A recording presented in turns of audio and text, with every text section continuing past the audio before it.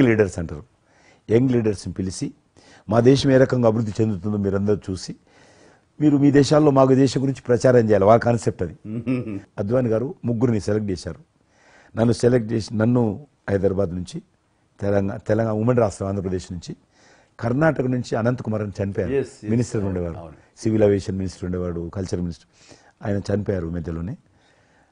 అక్కడ గుజరాత్లో అరగని పార్టీకి సెక్రటరీ ఉండేవాడు నరేంద్ర మోడీ గారు, అప్పుడు మినిస్టర్ కాదు ఇంకా మా ముగ్గురిని సెలెక్ట్ చేసి ఢిల్లీకి పిలిచాడు. పిలిచి ఇట్లా మీరు పార్టీ తరఫున పోవాలి అని చెప్పి నన్ను కూడా నువ్వు పోవాలన్నప్పుడు నాకు పాస్పోర్ట్ లేదు, నాకు చాలా చిన్న ఏజీ, ఫ్లైట్లో మొదటిసారి పోయినా నేను.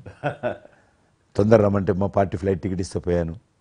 మాట్లాడినాక వారు చెప్పారు మీరు ముగ్గురు అని కూర్చున్నాక ఇంటి ముందోటి కటింగ్ షాప్ ఉంది, నరేంద్ర మోడీ గారి గడ్డ ఉంది, నాకు గడ్డ ఉంది, చిన్నోని మీరు క్లీన్ షేవింగ్ చేసుకురా అన్నాడు.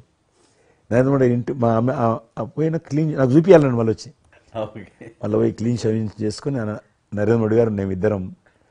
ఎందుకనంటే అయినా మీరు పార్టీ రిప్రజెంట్ చేయడం లేదు, మీరు ఇండియాని రిప్రజెంట్ చేస్తున్నారు, టైంకు రావాలా, టైం పోవాలని చెప్పి మమ్మల్ని పంపించిన తర్వాత నరేంద్ర మోడీ గారు మీరు చూడండి ఆ ఫోటోలో ఆయన సంఖ్య ఒక బ్యాగ్ ఉంటుంది, ఆ బ్యాగులో పుస్తకము పెన్ ఉంటుంది. మేము రాజులాగా పుస్తకం లేదు, పెన్ లేదు, మేము పోతుంటే అందులో భాగంగానే వైట్ హౌస్ లోపల రానిచ్చేవాళ్ళు, చాలా దూరంకి వెళ్ళి కానీ చూపించేవాళ్ళు. బయట ఉండే కొంత అమెరికా ఇది వైట్ హౌస్ అక్కడ కనిపిస్తుంది, అందులో అది ప్రెసిడెంట్ రూము, ఇక్కడ కనిపిస్తుంది కిచెను, ఇది కాన్ఫరెన్స్ హాలు. బయట నుంచి అందరు చెప్పేటోళ్ళు చాలా మంది ఉండేవాళ్ళు, గైడర్స్ టూరిస్ట్ గైడ్స్ ఉంటారు కదా, వాళ్ళు చాలా మంది అక్కడ పోతే చెప్పేవాళ్ళు. ఆ రకంగా అక్కడ దిగినటువంటి ఫోటో అది. ఎందుకు రిలీజ్ చేశానంటే ప్రధానమంత్రి గారు అయిన తర్వాత నాకు ఫోన్ చేశాడు, కిషన్ ఏమన్నా మీ దగ్గర ఫోటోలు ఉన్నాయా? ఆయన దగ్గర లేవు పాపం. ఓకే, నాకు ఫోన్ చేశాడు. నేను ఎమ్మెల్యే క్వార్టర్స్లో అవన్నీ ఫోటోలు తీసినాక ఇంత కట్ట ఉండే కానీ అన్నీ అంటుకొని ఒకటి మనకు తెలియదు కదా, మొత్తం పాడిపోయినాయి. 8 ఫోటోలు దొరికినాయి. అందులో ఏదో ఒకటి దొరికింది, బోటు థమ్స్అప్ తాగుతూ, అప్పుడు థమ్స్అప్ తాగొద్దని కూడా తెలియదు, ఇది మల్టీనేషనల్ కంపెనీ అటువంటి ఏం లేదు అప్పుడు. బోట్ నడిపిస్తున్న ఫోటో ఇవన్నీ కూడా కొన్ని దొరికితే పంపించాను. ఆయన ఏ వైట్ హౌస్ ముందు అయితే నేను ఫోటో దిగాను గేట్ కాడ, ఈరోజు అదే వైట్ హౌస్ ఆహ్వానం మేరకు వైట్ హౌస్ లోపలికి వెళ్తున్నానని ఆ ఫోటో రిలీజ్ చేశాడు. Excellent experience prime minister. ఆ ఫోటో ఆ ఫోటో బయటకు వచ్చింది. ఆ రోజు ప్రైమ్ మినిస్టర్ గారు అయిన తర్వాత అమెరికాకి వెళ్తున్న రోజు రిలీజ్ చేసిన ఫోటో అది. మీరు మాకు ఒక మాట ఇచ్చారు, మీరు మన ఆఫీస్ ఏదైతుందో టూరిజం ఆఫీసు ఢిల్లీలో నేను వస్తాను, మన ఇద్దరం ఒకసారి అన్నారు. కానీ మీ ఒత్తిడి కారణంగా మన ఒత్తిడి కారణంగా జరగలేదు. ఇంకా అది రేపు ఎలక్షన్స్ తర్వాత మళ్ళీ అది చెప్పలేము కాబట్టి అది అది కాకుండా మీరు నాకు ఇంకా జ్ఞాపకం, ఆఫీస్లో ఉన్నప్పుడు నాకు గర్వం ఫీల్ అవుతాను. ఎందుకంటే మీరు పెట్టిపోయినటువంటి ఫోటోలు, ఇండియాకి సంబంధించినటువంటి టూరిజం డెస్టినేషన్ యొక్క ఫోటోస్ ఏవైతున్నాయో అవి ఇంకా ఆ రకంగానే ఉన్నాయి. నేను అడిగిన ఎవరు పెట్టారంటే చిరంజీవి గారు పెట్టారంటారు. డ్రైవర్ కూడా మీకైతే డ్రైవర్ ఉండను, అతను ఇప్పుడు నా దగ్గర ఉన్నాడు, రణధీర్. మీకు చెప్తుంటారు సార్ మై చిరంజీవి సాబ్ కभी मैं ही साहब ड्राइवर मैं ही चलाता उनका गाड़ी ఢిల్లీ में आज आपको मैं चला रहा हूं साहब అంటాడు. ఇంకా ఉన్నాడు పాపం. చాలా సీనియర్ అండి అతను, చాలా మంచివాడు. మన ఉమ్మడి ఆంధ్రప్రదేశ్ ఉన్నప్పుడు మనం ఇండియాలోనే మనమే ఆరోగ్యశ్రీని ప్రారంభించామన్నది నాకు తెలిసినటువంటి వాస్తవం. ఆ తర్వాత మిగతా రాష్ట్రాలు కూడా వ్యాపించింది అనేది చాలా ఇది. అలాంటి ఆరోగ్యశ్రీకి కిషన్ రెడ్డి గారే ఆద్యులు, అంకురార్పణ చేసిన వాళ్ళు అని బయట బాగా వెనుకడు ఉంది. ఆ తర్వాత ప్రభుత్వాలు పికప్ చేస్తాయి. అది ఎందుకు, ఎలాగా, అది మీరు ఎట్లా ఇనిషియేట్ చేశారు ఆరోగ్యశ్రీ అనేది? 2004 నేను ఎమ్మెల్యే అయినప్పుడు పేరున్న మందకృష్ణ మాదిక్ గారు, ఆయన వాళ్ళకు సంబంధించినటువంటి ఎస్సీ వర్గీకరణ మీద పోరాటం చేస్తూనే సామాజిక సమస్యల మీద కూడా పోరాటం చేసేవారు. దివ్యాంగులకు పెన్షన్ పెంచాలని ఆయన తిరుగుతున్నప్పుడు ఈ అనేక జిల్లాలలో గుండె జబ్బులు ఉన్నటువంటి పిల్లలు జన్మించేవాళ్ళు. వాళ్ళకు ఆ రోజు ఒక ఆపరేషన్ చేయాలంటే 10 లక్షలు, 12 లక్షలు, 13 లక్షలు అయ్యేది. పేదవాళ్ళకి అది అవకాశం ఉండేది కాదు. చాలామంది చనిపోయేవాళ్ళు కూడా. అప్పుడు రాజశేఖర రెడ్డి గారు ముఖ్యమంత్రిగా ఉన్నారు. మేము ట్యాంక్ బండ్ కింద అంబేద్కర్ భవన్ ఉంది, అక్కడ మీటింగ్ పెట్టుకున్నాము. ఒక 3,000 మంది పసిపిల్లలు వాళ్ళ తల్లిదండ్రులు వచ్చారు. మీటింగ్ అయినాక ఆ మీటింగ్లోనే ఒక అబ్బాయి చనిపోయాడు. ఇప్పుడు ఏం చేయాలి ప్రాబ్లం అబ్బాయి గారు సేమ్ అబ్బాయి అంతే వచ్చాడు, చిన్న పసిబాబు అందే వచ్చాడు, అబ్బాయి చనిపోయాడు. మేము ఏం చేసినాం, నేను మందకృష్ణ గారు కలిసి, నేను కూడా ఉద్యమానికి వెళ్ళాను. ఆ అబ్బాయి డెడ్ బాడీ పట్టుకొని అంబేద్కర్ ట్యాంక్ బండ్ నుంచి అంబేద్కర్ విగ్రహం దగ్గరకు వచ్చాం. మాతో పాటు ఆ పసిపిల్లలందరినీ తీసుకొచ్చాం. 3,000 మంది పసిపిల్లలు అంబేద్కర్ విగ్రహం ట్యాంక్ బండ్, అంబేద్కర్ విగ్రహం మొత్తం ఆ పిల్లలు వాళ్ళ తల్లిదండ్రులు కూర్చున్నాం, డెడ్ బాడీ పెట్టుకొని కూర్చున్నాం. ఎట్టి పరిస్థితుల్లో రాష్ట్ర ప్రభుత్వము అందరికీ కూడా ఉచితంగా చిన్నపిల్లలందరూ కూడా ఆపరేషన్ చేయించాలి, ప్రైవేట్ హాస్పిటల్లో కానీ ఎక్కడైనా వాళ్ళ ఇష్టం చేయించాలి, వీళ్ళ ప్రాణాలు కాపాడాలని డిమాండ్ తోటి కూర్చున్నాం. 11 గంటలకు కూర్చున్న తర్వాత రాజశేఖర రెడ్డి గారు దురదృష్టం ఆ రోజు ఢిల్లీకి వెళ్ళిపోయాడు, ఢిల్లీలో ఉన్నాడు. బట్ ఢిల్లీ నుంచే ఫోన్లో మాట్లాడాను నేను. మాట్లాడి నేను తర్వాత ఆలోచిస్తాం, మీరు అట్లా చేయొద్దు, ఎందుకంటే మమ్మల్ని లాఠీ చేయడానికి వీలేదు, పసిపిల్లలు, గుండె జబ్బులు ఉన్న పిల్లలు, మమ్మల్ని నెట్టేయడానికి వీలేదు పోలీసులో కూడా విచిత్రమైన పరిస్థితి, ఆందోళన, ఉద్యమం చేస్తున్నాం మేము, చాలా డెడ్ బాడీ పెట్టుకొని ఉన్నాం, ఏం చేయాలో పోలీసులకు తోచది. ముఖ్యమంత్రి గారు అన్నప్పుడు రాజశేఖర్ మా మెడ మీద కత్తి పెట్టి మీరు రక దబాయిస్తున్నారు, ఏమని అనుకోండి సార్, మీరు కృష్ణ గారు చాలా గట్టిగా ఉన్నారు, ఏమని అనుకోండి, మీరు ఎట్టి పరిస్థితుల్లో ఇది చేయాలని చెప్పి మేమిద్దరం కదలాలి. రాత్రి ఆల్మోస్ట్ 10 o'clock మళ్ళీ ముఖ్యమంత్రి గారు ఫోన్ చేసి, మీరు మాట చెప్పడం కాదు ఆర్డర్ రావాలను, వీళ్ళందరికీ ఫస్ట్ మేము రాష్ట్ర ప్రభుత్వం తరఫున గుండె జబ్బులు ఉన్నటువంటి పిల్లలందరికీ ఎంత డబ్బైనా ఖర్చు అయినా సరే మేము ఆపరేషన్ చేయిస్తానని చెప్పి ఢిల్లీ నుంచి మాట ఇచ్చి ఆర్డర్ తీసి మా చేతులు పెట్టినాక మేము పిల్లలందరినీ తీసుకొని వెళ్ళిపోయినాం, ఫస్ట్ పిల్లలు వాళ్ళ తల్లిదండ్రులు. ఆ తర్వాత మళ్ళీ ముఖ్యమంత్రి గారు వచ్చిన తర్వాత మళ్ళీ మీటింగ్ పిలిచాడు, మమ్మల్ని పిలిచి ఈ రకంగా చేయడం తప్ప, మీరు నన్ను బెదిరించారు, బ్లాక్మెయిల్ చేశారు, ఆర్డర్ చేశారు, ఏమని అనుకోసారి మేము పిల్లల ప్రాణాలు కాపాడడం కోసం చేశాం తప్ప మీకు వ్యతిరేకంగా కాదు, ఇంకొకరు కాదు. అందులో బాబు చనిపోయాడు. తర్వాత ముఖ్యమంత్రి ఆలోచన చేసి డాక్టర్లను పిలిచి ఎట్లా చేద్దాము, అప్పుడు సర్వే చేయించాడు. వాళ్ళు గ్రామ పంచాయతీలో సర్వే చేస్తే 2 లక్షల మంది పిల్లలు ఉన్నారు ఒక్క ఆంధ్రప్రదేశ్లోనే. ఉభయ రాష్ట్రాల్లో గుండెకు జబ్బు హోల్ ఉండి పుట్టినటువంటి వాళ్ళు 2 లక్షల మంది పిల్లలు ఉన్నారు. ఇంతమందికి నేను ఎట్లా చేస్తా అది ఇదని మళ్ళీ సర్వే వచ్చిన తర్వాత వెరిఫికేషన్ వచ్చింది, లిస్ట్ తీశాడు, అంచనా వచ్చిన తర్వాత అప్పుడు ఆయన ఇన్సూరెన్స్ ఏదైనా చేద్దామా అని, ఆయన డాక్టర్ కదా ఒరిజినల్గా, ఆయన డాక్టర్ వృత్తి, చదువుకున్నది MBBS అయినా, ఆయనకి ఈ విషయం బాగా తెలుసు కాబట్టి ఏం చేద్దామని ఆలోచన చేసి అప్పుడు ఇన్సూరెన్స్ పథకం ఆ పిల్లల కారణంగా, గుండె జబ్బులు ఉన్నటువంటి పిల్లల కారణంగా ఆ 2 లక్షల మందికి పిల్లలు ఇన్సూరెన్స్ చేయాలన్న వచ్చినటువంటి ఆలోచనే ఈ ఆరోగ్యశ్రీ పథకం. అలా మీరు ఇనిషియేట్ చేసినటువంటి ఈ ఆరోగ్యశ్రీ కానివ్వండి, ఇది నిజంగా ఇలాంటి సామాజిక స్పృహ అనేది రాజకీయంగా ఆలోచిస్తే వచ్చేది కాదండి. ఇది మానవతా విలువలతోటి, మానవత్వంతో ఆలోచించారు కాబట్టి ఈ రోజున అది సఫలీకృతం కాగలిగింది. భారతదేశంలోనే అది ఒక అందరూ ఆచరించేటువంటి గొప్ప పథకం అయింది. అది ఎంతమంది లబ్ధి పొందుతారో వాళ్ళందరూ బ్లెస్సింగ్స్ మీకు ఉండాలి. అసెంబ్లీలో ఉండగా నాకు ఒక రిప్రజెంటేషన్ ఇచ్చారు. ఈ హోమ్ గార్డ్స్ గురించి మీరు తీసుకున్న శ్రద్ధాశక్తి, మీరు పడ్డ తపన కానీ అంతా ఇంత కాదు. అండ్ అది మీరు ఈ రోజున వాళ్ళకి ఏదైనా లబ్ధి చేకూరిందంటే దానికి కూడా నాంది పలికిన వాడు కిషన్ రెడ్డి గారు. 3,000 జీతం ఉండేది సార్ వాళ్ళకు, కుటుంబము. వాళ్ళు 12 గంటలు, 13 గంటలు, 14 గంటలు, ఇప్పుడు ట్రాఫిక్ చేస్తుంటారు కదా, వాళ్ళు 12 గంటలు దుమ్ము ధూళి ఎండలో వాళ్ళు ఇట్లా ఏలు పెడితే మొత్తం మన చేయి నల్లగవుతుంది, అంత మట్టి కాలుష్యంతో ఉంటారు వాళ్ళు. రోజు వాళ్ళు ఇచ్చే బట్టలు తెల్ల షర్ట్ వేసుకోవాలి, వాళ్ళు కాకి ప్యాంట్ వేసుకోవాలి. ఉదయం వేసుకునే షర్టు 2 గంటలలో కలర్ మారిపోతుంది. మనం ఇచ్చేటువంటి 3,000 రూపాయలు అలా డ్రెస్ ఉతుకోవడానికే సరిపోతుండే.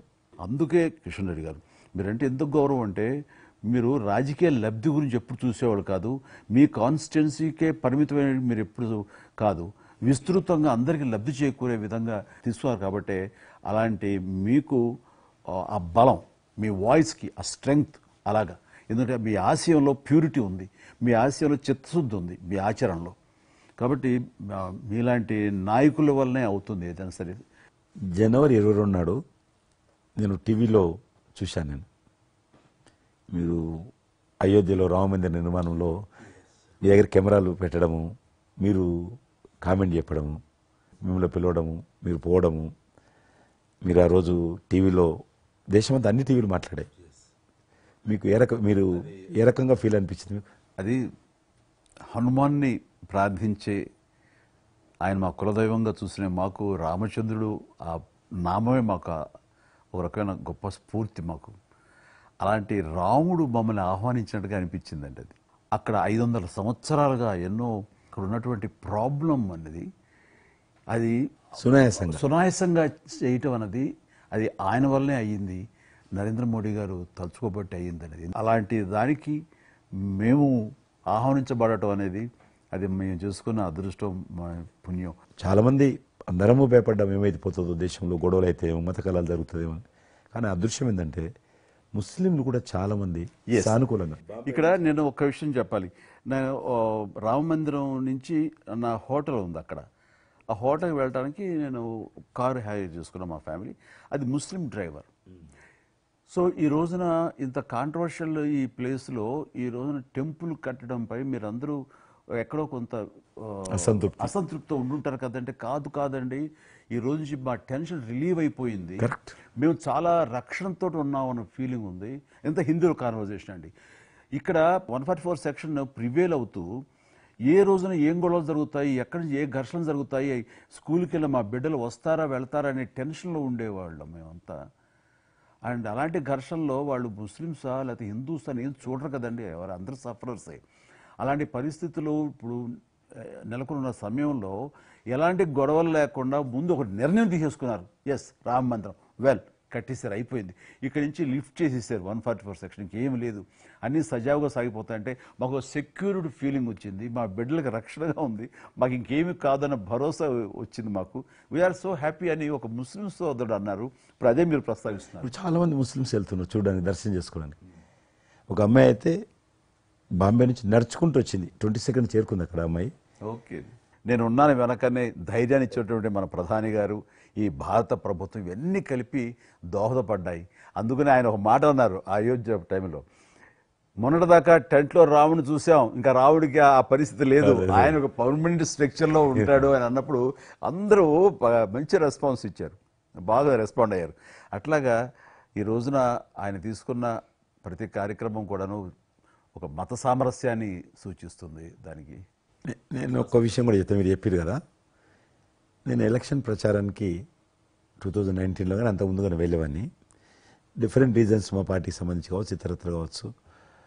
మేము వెళ్తున్నప్పుడు ముస్లిం సమాజాన్ని బస్తీలు కూడా వస్తాయి కొన్ని. మేము ఎంత మైకులు పెట్టుకొని డ్రమ్ కొట్టుకుంటూ పోయినా కూడా ఒక్కరు కూడా బయటకు వచ్చేవాళ్ళు కాదు. ఇప్పుడు పరిస్థితి త్రిపుల్ తలాక్ అని ఒకటి ఉండేది, అది ముస్లింలో ఒక సాంప్రదాయం. అది ఏదైనా భర్త కోపం వచ్చినా 3 సార్లు తలాక్ అంటే ఆడబిడ్డ ఇంటి నుంచి వెళ్ళిపోవాలి. 3 సార్లు అంటే తలాక్ అంటే వెళ్ళిపోవాలి. అయితే దాన్ని మోడీ గారు త్రిపుల్ తలాక్ సిస్టాన్ని చట్టం చేసి ఇది చేయడానికి వీల్లేదు, ముస్లిం మహిళలకు కూడా హక్కులు ఉంటాయి అని చెప్పి ఆయన చేశాడు. అప్పుడు కూడా చాలామంది భయపెట్టించారు, మత కళాలు జరుగుతాయి, అట్లా వేయొద్దు, నువ్వు ముస్లిం పర్సనల్ విషయాల్లో మీరు జోక్యం చేసుకుంటున్నారంటే ఆయన చాలా వివరంగా చెప్పాడు. ఈరోజు నువ్వు ఒక భర్తగా నీ భార్యకు తలాక్ అని ఇచ్చేసి పంపించేస్తున్నావు. రేపు నువ్వు తండ్రి అవుతావు, తండ్రి అయిన తర్వాత కూడా మీ అల్లుడు నీ కూతురుకు తలాక్ తాగని విడాకులు ఇచ్చి పంపిస్తే అప్పుడు నువ్వు ఎంత బాధపడతావు? కాబట్టి ఏ తండ్రి అయినా సరే అట్లుంటుంది. కాబట్టి ఇది ఈ రకమైనటువంటి ఉండకూడదని చెప్పి ఆయన త్రిపుల్ తలాక్ రద్దు చేస్తే, నేను ప్రచారానికి వెళ్తున్నప్పుడు అంతకుముందు బయటకు వచ్చేవాళ్ళు కాదు. ఉదాహరణకు నేను ఇట్లా పోతున్నాను అనుకోని, రోడ్డు రథం మీద నేను పోతుంటే ఇటు సైడ్ నుంచి ఒక ముస్లిం అలా భార్యను కూర్చుని పెట్టుకుని మోటార్ సైకిల్ మీద నడుపుకుంటూ వచ్చేవాడు. ఇప్పుడు ఏం చేస్తున్నంటే భర్తకు చూడకుండా ఎన్నుకున్నటువంటి భార్య పరద లేపి ఇట్లా నాకు ఊపుతున్నచ్చి, ఇది నేనే సాక్ష్యం. అంత మార్పు వచ్చింది. కట్టను ఓపెన్ చేసి బస్తీలలో ఇండ్ల ముందుకు వెళ్తుంటే ముస్లిం ఆడబిడ్డలు వచ్చి, మాతృమూర్తులు వచ్చి, తల్లులు వచ్చి చేతులు ఊపుతున్నారంటే నిజంగా సంతోషం. అంటే ఆడబిడ్డలో 10 కోట్ల మంది ముస్లిం ఆడబిడ్డలు ఈ దేశంలో, కానీ అది రావడంతో వాళ్ళకు ధైర్యం వచ్చింది, వ్యతిరేకత లేకుండా, ఏ ప్రొటెస్ట్ లేదు. అదే ఫస్ట్ ఆఫ్ ఆల్ విజయం. కాబట్టి ఈరోజు ఆ రకంగా మీరు చెప్పిన దాన్ని బట్టి వాతావరణం మార్పు వచ్చింది. ఈరోజు మత కళాలు లేవు, కర్ఫ్యూలు లేవు. హైదరాబాద్లో ఎన్ని గొడవలు జరుగుతుండే, ఒక్క గొడవ లేదు ఎక్కడ. బాంబేలో, యూపీలో ఎక్కడ చూసినా మత కళాలు ఉండేది. ఈరోజు ఆల్మోస్ట్ 98% కమ్యూనల్ క్లాసెస్ అయిపోయినాయి. ఎక్కడ కూడా కర్ఫ్యూ అనో లేదు. దేశంలో ఎక్కడో దగ్గర కొన్ని నగరాలలో కర్ఫ్యూ ఉంటుండేది, కొన్ని నగరాల్లో మత కళాలు జరుగుతుండేది. ఎక్కడో ఒక దగ్గర యూపీలోను, మధ్యప్రదేశ్లోను, మహారాష్ట్రను, ఇప్పుడు బీహార్లోను ఎక్కడ వింటలేదు. ఎక్కడ లేదు. ఈవెన్ జమ్మూ కాశ్మీర్ లాంటి రాష్ట్రంలో కూడా 144 సెక్షన్ లేనటువంటి పరిస్థితి ఉన్నది. మీరు పోయి అంటున్నారు, అద్భుతంగా ఉంది మాట. అది నరేంద్ర మోడీ గారు చాలా విజనరీగా ఆ రకంగా చేశారు. చాలా సంతోషం కృష్ణరెడ్డి గారు. మీరు నన్ను అభినందించడానికి అవార్డు తీసుకుంటున్న సమయంలో ఆ పురస్కరించుకుని మీరు వచ్చినందుకు, నన్ను అభినందించినందుకు ధన్యవాదాలు తెలియజేస్తూ, మీతో ఇంతసేపు సంభాషించడంలో ఎన్నెన్నో విషయాలు తెలుసుకున్నాను. నాకు అనుభవపూర్వకంగా తెలిసినవి మీతో పంచుకున్నాను. అండ్ మీలాంటి నాయకులు రావాలి, ఉండాలి, మరి ఎంతోమందికి ఇన్స్పిరేషన్గా ఉండాలి. మీ ఆశయాలు, మీ ఆచరణలు, మీ సమస్య పరిష్కార మార్గాలు, అలాగే మీ నాయకుల యొక్క ఆయన ఆశయాలు, ఆయన యొక్క మార్గదర్శకంగా మీ ముందుండి మిమ్మల్ని ముందు నడిపించే విధంగా, తద్వారా అందరూ కలిసి భారతదేశాన్ని మీరు చెప్తున్నట్టుగా అభివృద్ధి చెందిన దేశాల్లో ఒక దేశంగా పెట్టే స్థితికి మనం వెళ్ళాలనే ఆశాభావం మీ అందరితో పాటు నాకు ఉంది. అండ్ మరొకసారి మీకు ధన్యవాదాలు. తప్పకుండా మీరు జీవితంలో ఇంకా మరెన్నో మెట్లెక్కాలి, ఇంకా మీకు మంచి భవిష్యత్తు ఉంది. ఇటు సినిమా రంగానికి సేవ చేయాలి, అటు సమాజంలో కూడా సేవ చేసేటువంటి అనేక రకాల, సమాజం అంటే ఒక రాజకీయాలే కాదు, అనేక రకాలుగా మీరు చేస్తూ ఉన్నారు ఇప్పటికీ. కాబట్టి రేపు భగవంతుడు ఏం చేస్తారు ఎవరి చేతుల్లో లేదు. కాబట్టి మీరు నిండా నూరేళ్ళు ఉండి ఈ దేశానికి, ఈ ప్రజలకు సేవ చేయాలని నేను మనస్ఫూర్తిగా కోరుకుంటూ, మరొకసారి పద్మవిభూషణ్ అందుకుంటున్న సందర్భంగా మీరు నా హృదయపూర్వకమైనటువంటి శుభాకాంక్షలు. Thank you. అలాగే మీకు ఈ ఎన్నికలు విజయవంతం కావాలని మనస్ఫూర్తిగా కోరుకుంటూ, ఖచ్చితంగా మీరు మళ్ళీ ఏ మినిస్ట్రీలో ఉంటారో, ఎక్కడ ఉంటారో అనేది నాకు మన చేతుల్లో తెలుస్తుంది. అండ్ వచ్చి మిమ్మల్ని అలా కలుస్తాను నేర్చిన మాట ప్రకారం. ఆల్ ద వెరీ బెస్ట్ అండి. Good luck. ప్రజల తరఫున, కేంద్ర ప్రభుత్వం తరఫున హృదయపూర్వకమైనటువంటి శుభాకాంక్షలు.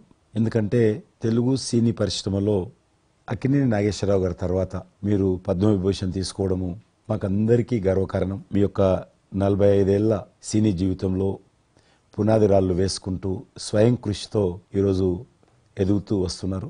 ఎంతో కష్టపడి మీరు ఈ స్థాయికి చేరుకున్నటువంటి మీకు ఈరోజు కేంద్ర ప్రభుత్వం పద్మవిభూషణ్తో సన్మానించడము నిజంగా ప్రతి